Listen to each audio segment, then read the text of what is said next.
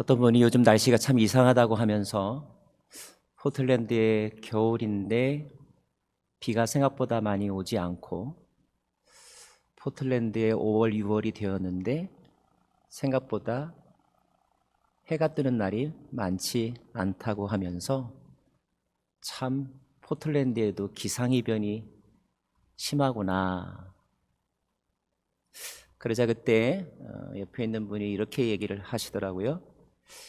기상이변이 아니라 기후변화입니다. 기상이변과 기후변화의 차이는 무엇일까요? 전자는 아마도 일시적으로 나타난 현상이기 때문에 그 시기가 지나고 나면 그 전의 모습으로 돌아갈 수 있다는 것을 의미하는 표현이고, 기후변화라고 한다면 다시 그 전으로 돌아가는 것이 아니라 달라진 것이 새로운 일상이 되어간다라는 의미를 포함하고 있을 것입니다. 사람들은 코로나 이후 사태에 대해서 많은 예측들을 합니다. 그리고 기대하고 기다리고 있습니다. 참는 것도 하루 이틀이지 2달, 3달 지나고 계속되다 보니까 이러다가는 아파서 죽는 것보다는 굶어서 죽을 수도 있겠다라는 생각까지 들 정도이고, 어떻게 하면 빨리 이 문제가 해결될 수 있을까에 대한 간절한 소망들이 누구에게나 있는 것 같습니다. 그러나 들려오는 소식들은 그런 우리의 간절한 기대에 시원하게 부응하는 것 같지는 않습니다. 우리는 치료를 기다리고 있지만 이미 완화 조치를 취한 나라들에서 다시 재발률이 높아지는 현상들이 일어난다는 뉴스를 들으면서 우리는 어쩔 수 없이 기대치를 낮출 수밖에 없게 되었죠. 많은 프로그램들에 출연하는 전문가들은 코로나 사태가 끝난다는 말 자체도 쓸 수 없을 것이다. 이 코로나 사태는 끝나지 않을 것이다. 이렇게 말하는 사람도 있고요. 또 이 코로나로 인하여 발생한 현상들이 이른바 뉴 노멀이 될 것이다. 일상으로 돌아가는 것이 아니라 바뀌어진 현상이 일상이 될 것이다. 그리고 그것이 우리의 새로운 스탠다드가 될 것이다. 이런 이야기들조차 하고 있는 것 같습니다. 만약에 그렇다고 한다면 답답하고 지루하고 힘든 하루하루를 보내고 있는 우리는 어떻게 이 상황에 해석하고 또 대처해야만 하는 것일까요?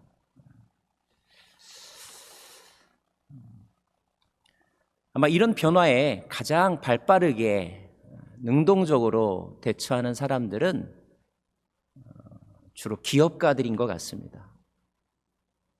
그들은 정말로 탁월한 창의적인 아이디어로 이 달라진 환경에 생존을 위하여 또 성공을 위하여 나름대로 모드를 전환하고 적절하게 대처하여서 오히려 이런 위기를 통하여 성공의 발판으로 삼는 사람들, 또 엄청난 부를 획득하는 사람들의 이야기들도 들리니까요. 안타깝게도 이런 달라진 변화에 가장 느린 속도로 반응하는 그룹을 꼽으라고 한다면 바로 종교인들입니다. 인터넷 시대가 보편화된 지 30년이 훨씬 넘었지만 온라인 예배나 아니면 모바일 처치 등에 대하여 가장 적응하기 힘든 그런 그룹들이 바로 신앙인들입니다. 아마 그것은 여러분들도 지금 경험하고 계실 거예요. 이제 한 2달쯤 되어서 조금은 익숙해졌지만 아마 처음에는 여러분 마음속으로 굉장히 갈등과 고민이 많았을 것입니다. 이런 예배를 드려도 되나? 헌금을 이렇게 해도 되나? 등등의 생각들이 말이죠. 성경을 여러 가지 말로 정의할 수 있지만 요즘의 상황과 비추어서 성경의 특징을, 성경의 주제를 한마디로 정의하라고 저에게 묻는다면 저는 이렇게 말하고 싶습니다. 성경은 변화에 관한 책이다. 예수님께서 이 세상에 오셔서 첫 번째로 한 설교의 메시지는 이것이었죠. 하나님 나라가 가까이 왔으니 회개하라. 복음을 믿으라. 이 말을 일반적인 용어로 바꾸면 이렇게 풀어 쓸 수 있습니다. 시대가 변했다. 새로운 시대가 왔다. 변화를 선택하라. 그렇지 않으면 너희에게 희망이 없다. 이런 뜻입니다.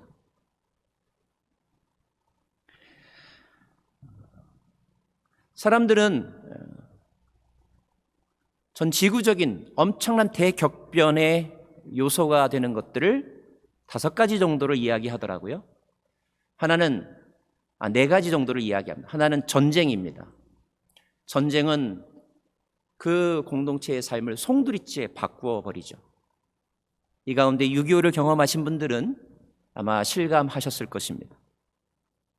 또 하나는 혁명입니다. 4.19 혁명, 5.16 혁명, 12.12 사태, 프랑스 대혁명, 이런 사건들은 또 그 국가와 사회 시스템을 송두리째 바꿔버렸습니다. 또 하나는 바로 기후변화입니다.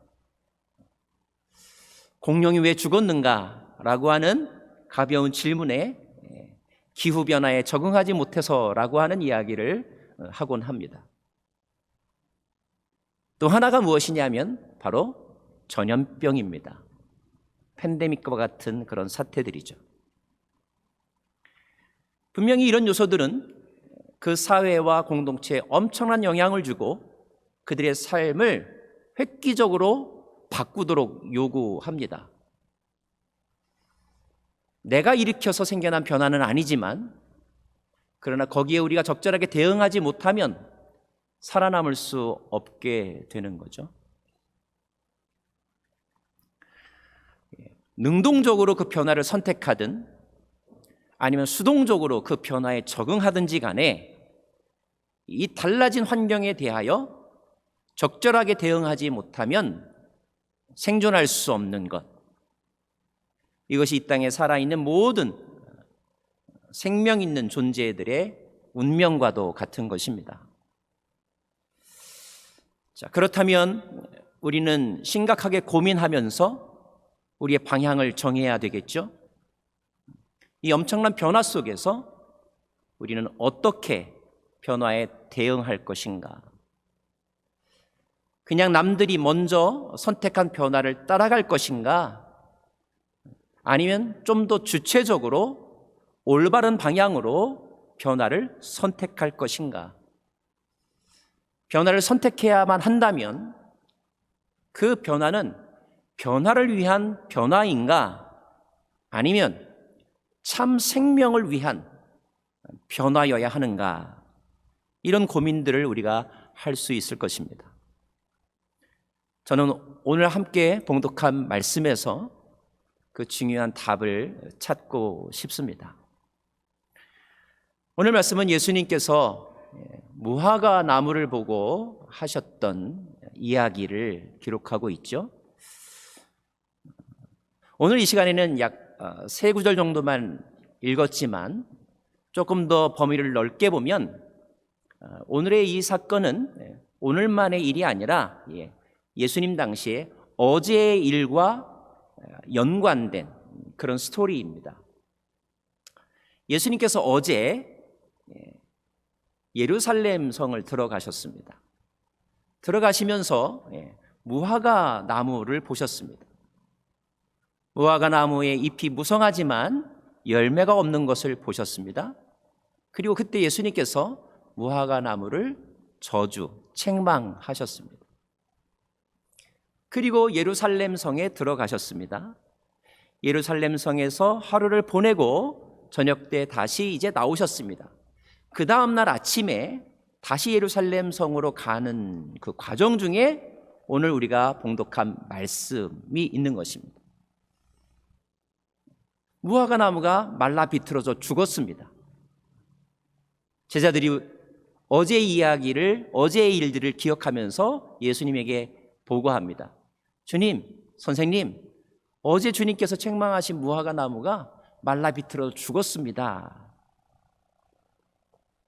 보통 이렇게 제자들이 이야기를 하면 그 제자들의 대화에 대한 선생님의 답변은 무엇일까요? 겉봐, 내 말대로 됐지? 되게 이렇게 먼저 나오지 않을까요? 근데 성경은 오늘 그 제자들의 이야기에 대하여 주님께서 하신 첫 번째 답변이 무엇이냐면 이르시되 하나님을 믿으라, 이런 말씀입니다. 이것은 신앙인들은 늘 너무나 자주 듣는 말이어서 아마 오늘 설교 제목만을 가볍게 생각하면 오늘 결론이 알 것 같다, 아마 이렇게 생각이 드실 거예요.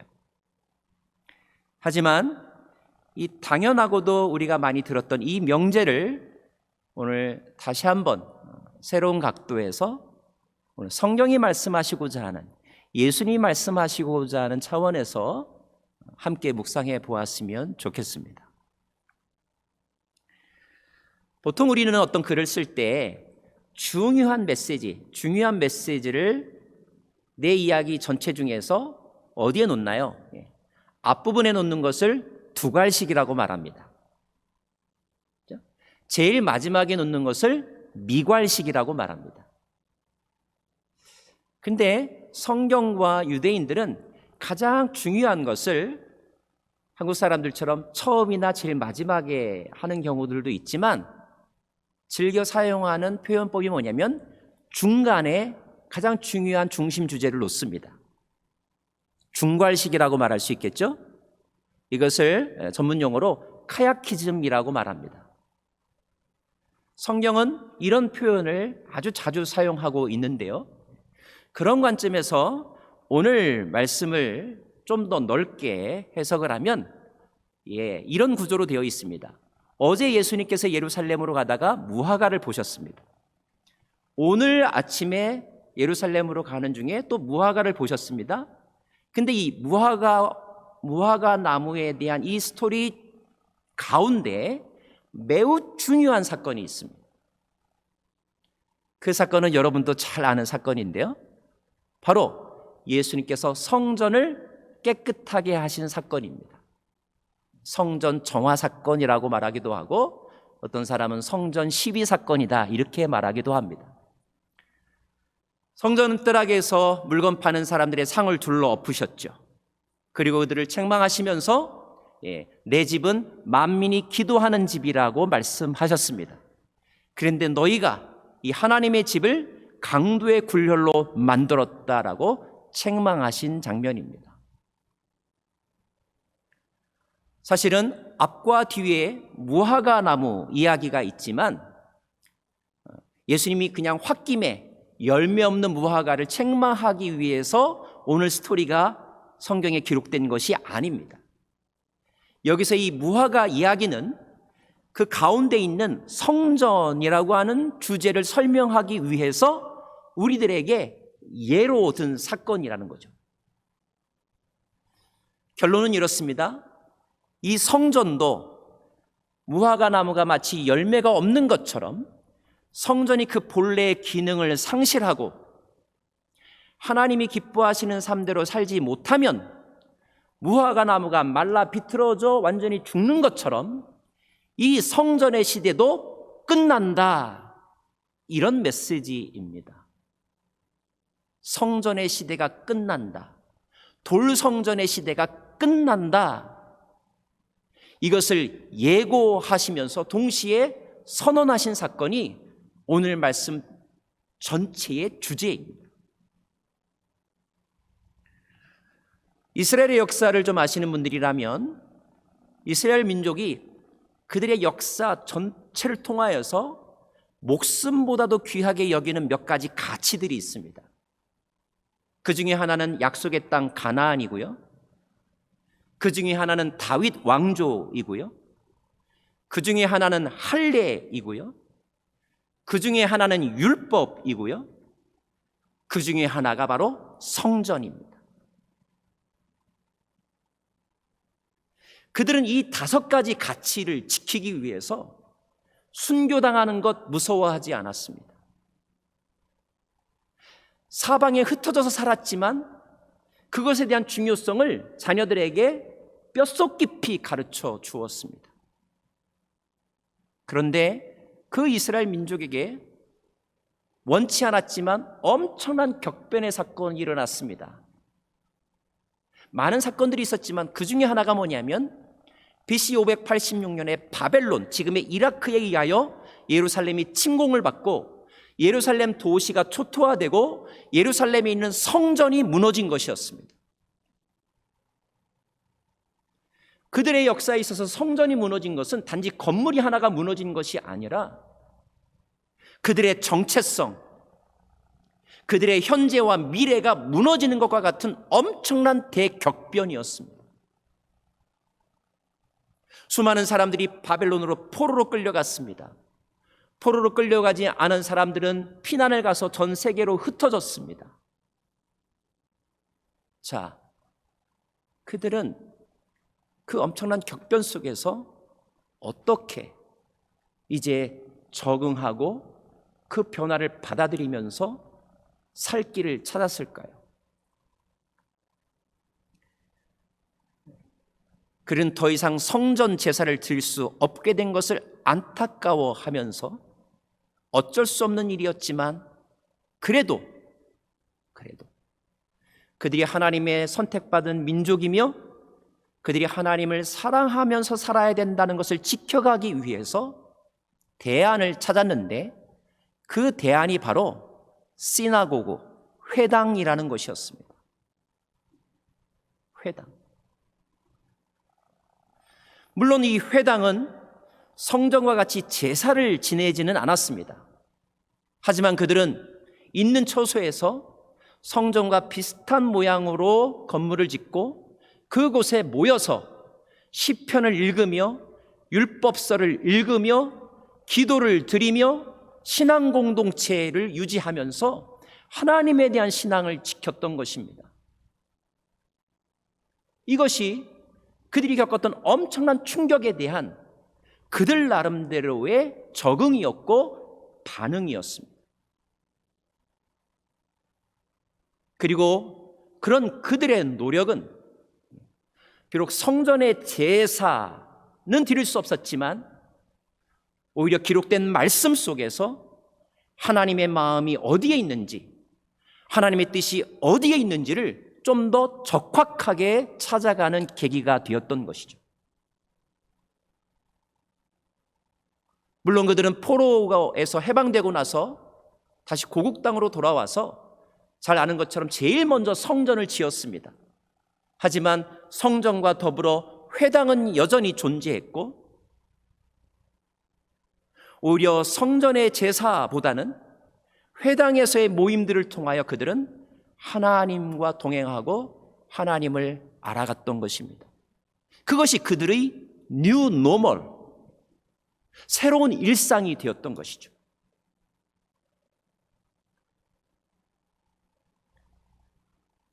자, 그런데 이제 예수님의 시대가 되었습니다.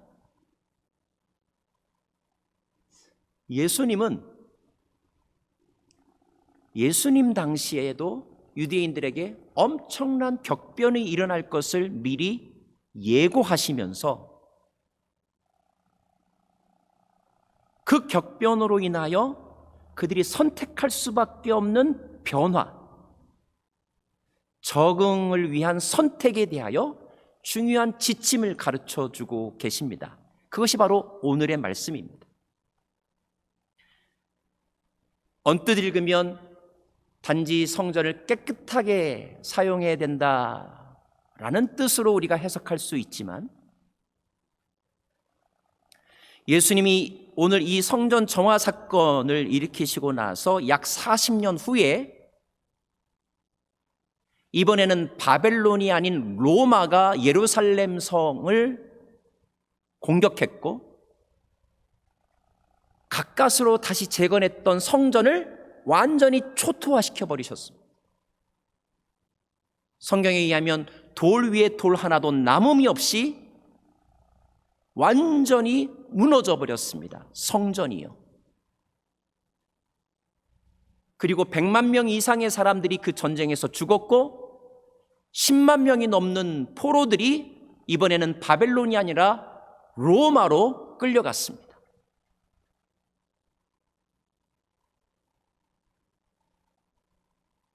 모든 것이 다 무너졌고 새로운 상황으로 변화되었던 것이죠. 자, 그러면 그 놀라운 변화 속에서 특별히 신앙심이 강했던, 선택받은 민족이라고 생각하면서 살았던 유대인들은 어떻게 생존을 모색해야 할까요? 그것을 위해서 예수님께서 하신 말씀이 바로 하나님을 믿으라는 말씀입니다.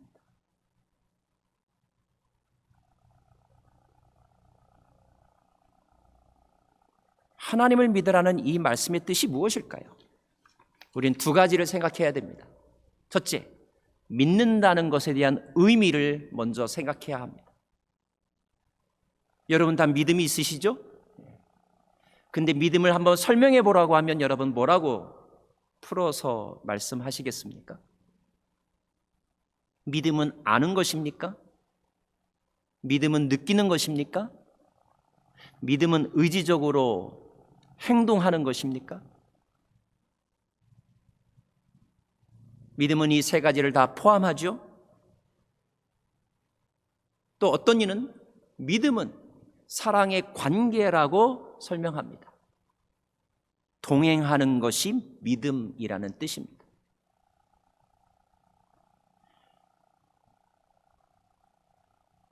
여러분, 믿음이란 단어는 명사가 아니라 동명사입니다. 이 말은 믿음은 하나의 사건으로 끝난 것이 아니라 믿는 것이라는 뜻이라는 거예요. 항상 진행형이어야 한다는 것입니다. 저는 오늘 여러분에게 이렇게 질문하고 싶습니다.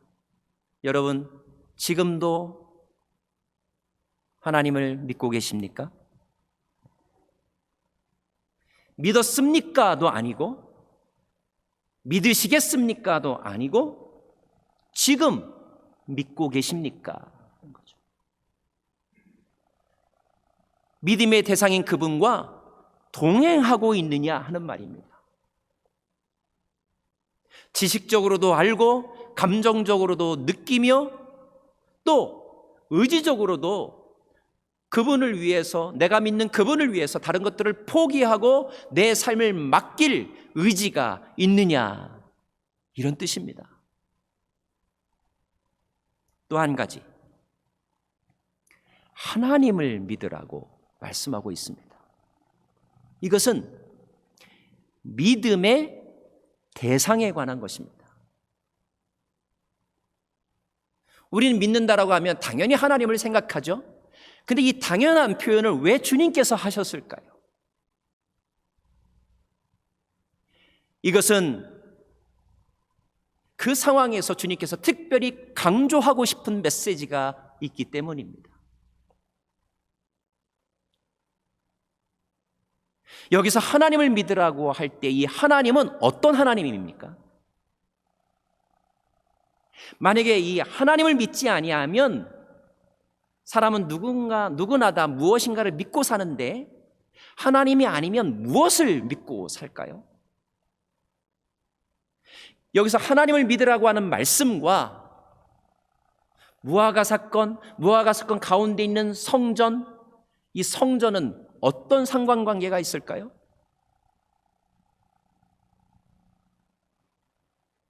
당시의 유대인들은 하나님을 믿는다고 말했지만 내부적으로는 하나님을 믿은 것이 아니라 성전의 건물을 믿었습니다.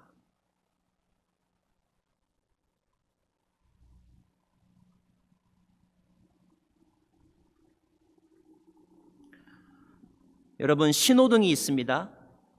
빨간불, 노란불, 파란불이 나옵니다. 신호등에서 중요한 것은 무엇입니까? 신호등의 디자인입니까? 신호등이 설치된 위치입니까? 신호등에서 정말 중요한 것은 그 신호등의 불빛이 의미하는 미닝입니다. 미닝. 신호등은 그 신호를 담기 위한 등인 것이죠. 성전을 사모하고 성전을 건물을 짓는데 정성을 다하고 성전에서 드리는 제의의 절차와 복장과 제물에 대해서 중요하게 여기며 정성을 갖는 것 너무너무 귀하고 아름다운 일이지만, 그러나 그것이 하나님보다 클 수 없다는 것입니다. 만약에 그 건물과 리처지, 그 예식과 거기에 드렸던 내 정성이 전부였다고 한다면 성전이 무너지면 그들의 삶도 무너지는 것입니다. 근데 예수님은 이렇게 예언하고 계신 거예요. 예언적 메시지를 던지고 계신 것입니다. 이 돌 성전은 무너질 것이다. 이 돌 성전의 시대는 갔다. 그러나 성전이 무너져도 하나님은 살아계신다. 너희는 하나님을 믿어야 한다.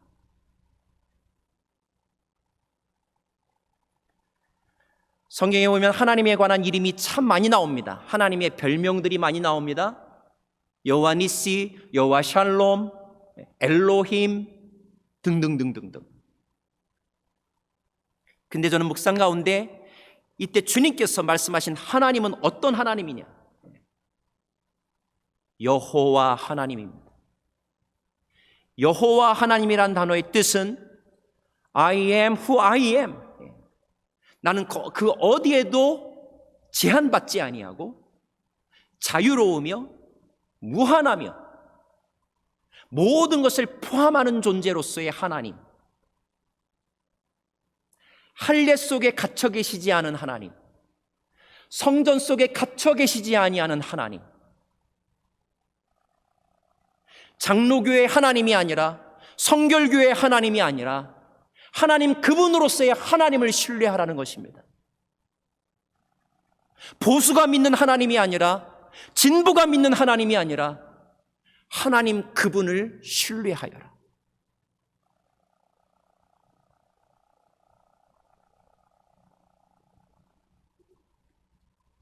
사랑하는 여러분,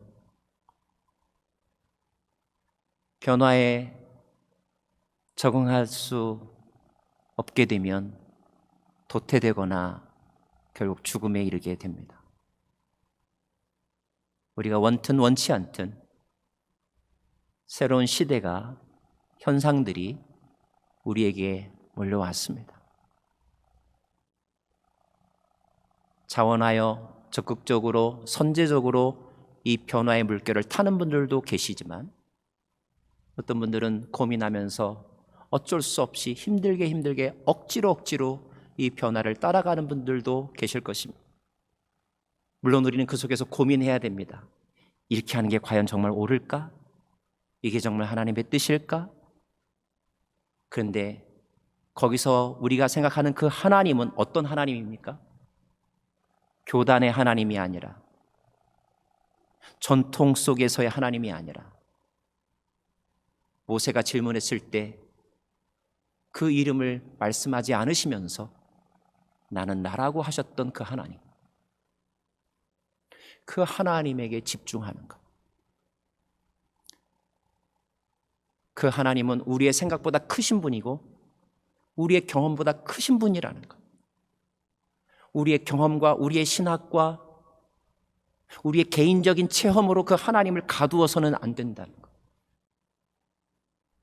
그 하나님을 열린 마음으로 신뢰하시고 그 하나님과 동행하시는 저와 여러분 되기를 간절히 빕니다.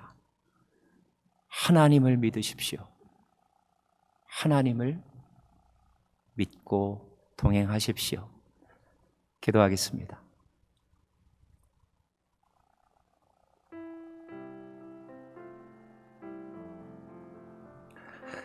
하나님, 한 번도 경험해 보지 못한 새로운 시간을 보내고 있습니다. 두렵기도 하고 당혹스럽기도 하고 어찌할 바를 몰라서 불안하기조차 합니다.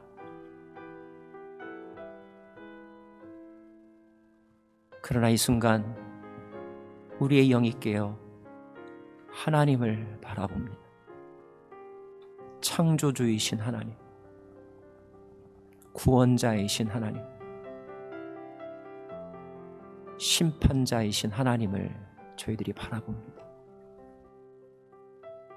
새로운 성전의 시대를 열어감에 있어서 우리로 하여금 지혜와 분별력을 주시고 진정 하나님을 만나는 자리, 그 거룩함과 경외함을 잃어버리지 않는 저희들 되게 하여 주시고 본질적이지 아니한 것들, 형식에 관한 것들, 제도에 관한 것들 과감하게 자유할 수 있도록 저희에게 진리의 영으로 함께하여 주옵소서.